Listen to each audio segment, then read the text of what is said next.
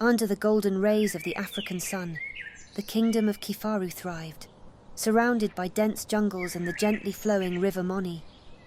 Vibrant songs filled the air, echoing through the royal palace, where Princess Nyassa was celebrated for her beauty and grace. Yet beneath the surface of tranquility lay an intricate web of tension and mystery.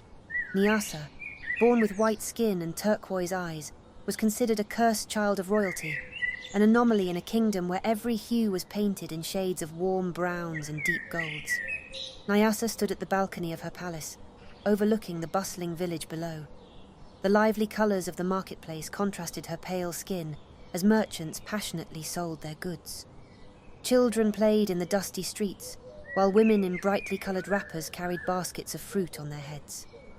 But amidst this vibrancy, a sense of solitude enveloped Nyassa. Her flowing auburn hair danced in the gentle wind, adorned with delicate golden clips shaped like flowers, while her rich, beautifully designed gown, a reflection of her royal heritage but a reminder of her differences, enveloped her figure. She is cursed. The gods are angry. The whispers echoed incessantly in her mind, each word like a thorned branch scratching at her heart. Her only companions were her mother, Queen Amina, and her loyal friend, Zuri. "Nyassa, come! It's time for the celebration!" Zuri called, her voice a burst of sunlight in the otherwise shadowed corners of Nyassa's mind. Zuri's skin gleamed like polished ebony, adorned in a colourful dress patterned with symbols of joy and prosperity, elements that made her stand out brilliantly against the backdrop of browns and greens. "You're beautiful, Nyassa. Even the gods must envy you, just like everyone else," Zuri teased, attempting to lift Nyassa's spirits. "But they curse me as well. I am the cursed one. Remember." Nyassa replied, a soft sigh escaping her lips as she turned to face her friend. Tears threatened to spill from her turquoise eyes as she brushed her long hair behind her ear, wanting nothing more than to blend in with her surroundings. As the sun dipped lower, casting warm hues across the village, the great harvest festival approached, a night filled with laughter, music, and celebration. The sounds of drumming and singing wafted through the air like a sweet melody, beckoning villagers to join the festivities. Excitement buzzed in the atmosphere, and Nyassa felt a flutter of hope. Perhaps this evening could offer her a reprieve from the weight of her reality. Among the festivities, Nyassa's gaze was drawn to Prince Juma, a handsome young man from a neighbouring village whose mere presence sparked excitement and admiration among the attendees. Juma possessed a strong build and deep brown skin that radiated under the festival lights. His dark eyes gleamed with mischief, complementing his charming smile. He wore a traditional shuka elegantly draped around his shoulders, coupled with beaded necklaces that indicated his noble lineage.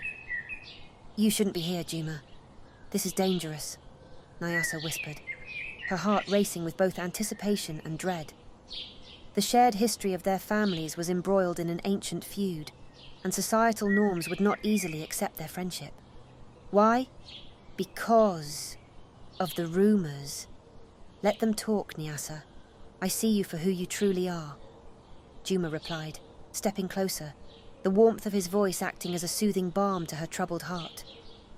In that moment, their eyes locked, a spark igniting between them, a flicker of something forbidden yet undeniably powerful. As the festival unfolded, their initial shyness dissolved into laughter and shared joy. Nyassa's spirits lifted as she danced beside Juma, their movements fluid and in sync, but the happiness was met with silent glares and whispers from surrounding villagers. "Look at her, dancing with the outsider. She's doomed, and he will suffer her curse too." The murmurs pierced Nyassa's heart. Their tender moment was disrupted by the arrival of Elder Barco, a revered elder of the royal council, who approached with an air of authority. He had a weathered face and penetrating eyes that seemed to hold the weight of centuries of wisdom. Draped in a patterned robe, he approached the couple with caution. "Princess Nyassa, you must remember your position. The ancestors are watching. Maintain the honour of our family," he intoned, his gaze shifting to Juma with a hint of disapproval. You, young man, should not trifle with the fate of royalty. But Nyasa began, feeling her heart race, but Juma squeezed her hand, intertwining their fingers in a show of unity. We'll find a way to break this curse together, he promised, his warmth igniting a fire of determination within her. I will stand by you, Nyasa, no matter what they say. We will show them that love knows no boundaries. In the days that followed, the tale of Nyasa's existence weighed heavily upon her heart. The white girl in a royal African family brought endless hardships, and each day the whispers grew louder and more haunting. The burden of being perceived as cursed isolated Nyasa further, making it difficult for her to see the path ahead. On the day of her crowning ceremony, she adorned herself in an extravagant gown, rich with cultural symbols. A breathtaking mix of vibrant colours woven together to reflect the bond of her ancestry. Despite her surroundings, Nyasa felt deepened discontent. The weight of expectation pressed down on her shoulders, making it feel like she wore a crown of thorns instead of gold. The grand hall was decorated with rich colours, silks woven with gold, intricate murals of ancestors lining the walls, and fragrant flowers from the nearby jungle adorning every corner. But as she walked through the lush hallways, Nyasa felt her heart grow heavier. The eyes of the court, filled with curiosity and judgment, followed her every move. Just as the ceremony commenced, a sudden commotion erupted in the crowd. Whispers grew louder, eyes widened, and Nyasa's heart raced as a messenger rushed forward from the gathered villagers. Your Highness, a prophecy has been revealed. The cursed princess holds the key to our kingdoms. The grand ceremony halted as the messenger declared. The crowd fell silent, likely pondering his words. Juma stood tall and stepped forward to defend Nyasa. It is time we ended the curse of silence. Let the truth come forth. Nyasa's mind spun as she turned to Juma, his conviction radiating strength. What truth lies ahead? Could love transcend the burdens we carry? With Nyasa feeling the urgency of the unfolding drama, she gathered her courage. I am not a curse. I am a daughter of this kingdom. I will uncover the truth, she proclaimed, her voice resonating through the crowd. In the minutes that followed, whispered tales turned to solemn silence as the villagers fell deep into thought. They were presented with the choice to face their ancient prejudices or embrace the unity Nyasa and Juma suggested. What lay ahead would reshape the essence of Kifaru. As the day turned to dusk, the three companions, Nyasa, Juma, and Elder Bako, set off on a quest to uncover the ancient knowledge kept hidden by the royal lineage, journeying toward the sacred cave of the ancestors. Their path meandered through dense jungles, where echoes of wildlife surrounded them. The air was thick with the scent of earth and blooming flowers, reminding them of the beauty in nature. As they journeyed deeper, Nyasa felt a profound connection to her surroundings, as if the whispers of her ancestors guided her steps. The shadows cast by the dense canopy accentuated her fears, yet the adventurous spirit ignited by Juma's reassuring presence enveloped her like a warm cloak. Nyasa, you need to trust your instincts, Juma urged, sensing her hesitation. The path may be fraught with unknowns, but together we'll find the truth that will set you free. Upon reaching the cave, they were met with spectacular murals depicting the lineage of Nyasa's family. Vibrant images of ancestors facing trials echoed the importance of love, loss, and sacrifice etched into their lineage. Nyasa felt inexplicably connected to those who had come before her, warriors, healers, and leaders who boldly faced their own truths. These walls hold no curse, but the weight of expectation, Elder Bako murmured, tracing the etchings with care. You are the link between past and future, Nyasa. Only by revealing the truth will you unlock your potential. You must learn to embrace all parts of your identity, not hide from them.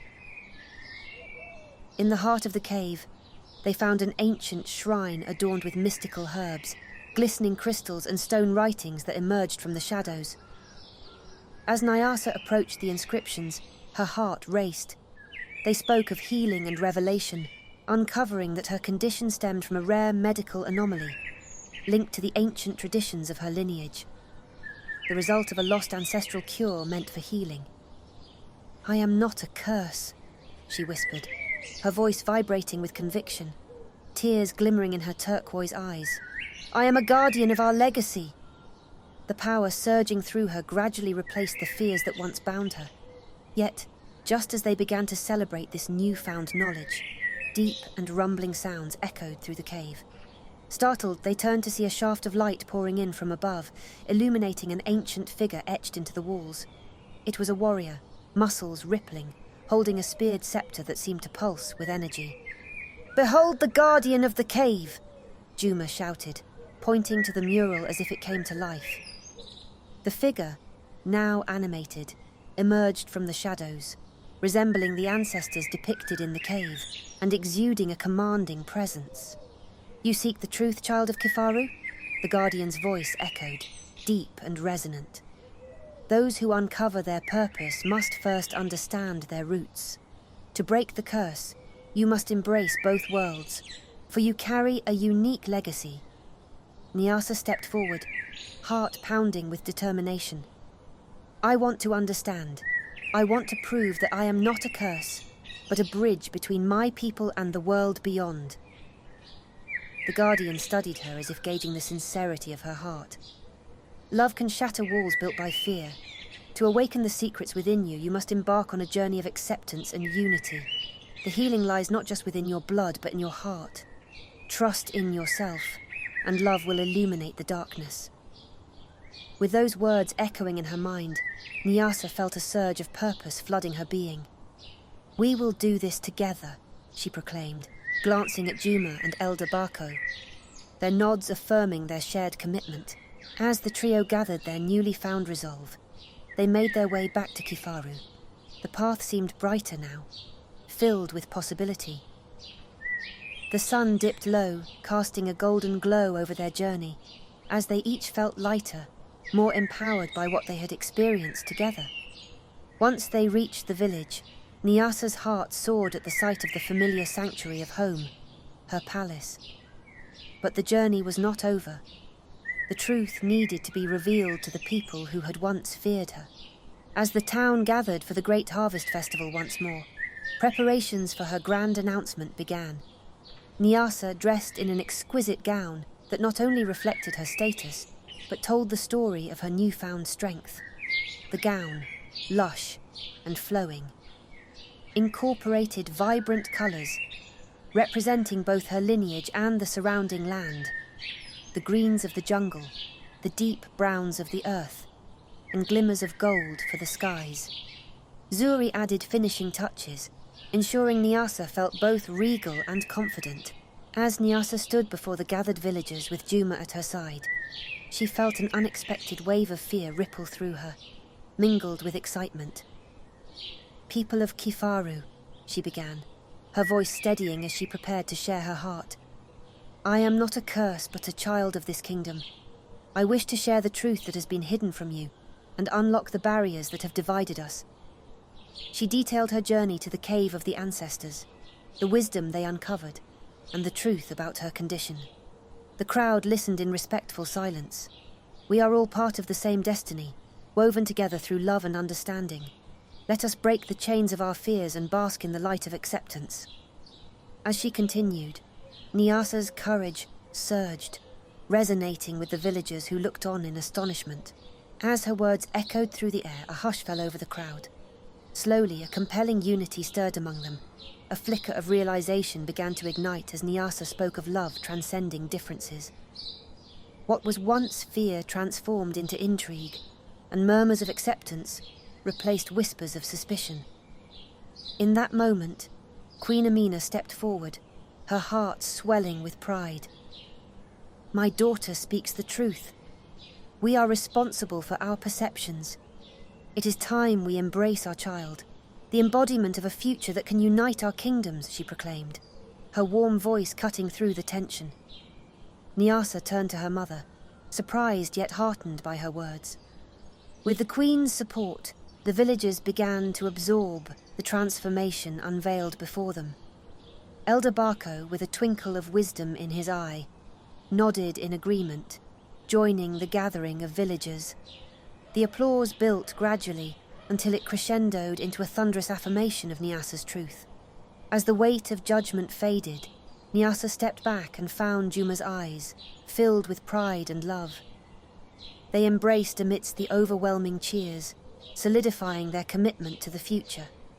A future based on acceptance, unity, and the strength of their love. Life in Kifaru slowly transformed after that fateful day. Nyasa became a role model of resilience, a symbol of hope for those who felt marginalized. Juma stood proudly at her side, lending strength to her endeavors and teaching the community the importance of inclusivity and compassion. Together, they organized festivals that celebrated diversity, wisdom, and unity, inviting outsiders to share in the prosperity of the kingdom. And so, the mystery of the White Princess, once shrouded in fear, became a tale of transformation and love, one that would be whispered for generations, inspiring all to embrace their differences and unite under the sun of compassion that flourished in the heart of Kifaru. As the sun set on Kifaru, casting warm hues across the skies, Nyasa and Juma stood together at the balcony of the palace, watching the vibrancy of the kingdom below, a kingdom now defined by acceptance, woven together by the threads of understanding and love as strong as the bloodlines that had come before them. I hope you enjoyed this tale about the magical White Princess being rejected by her own folk. This tale shows to embrace your differences and accept yourself and each other in the way they are. I hope to see you again next time.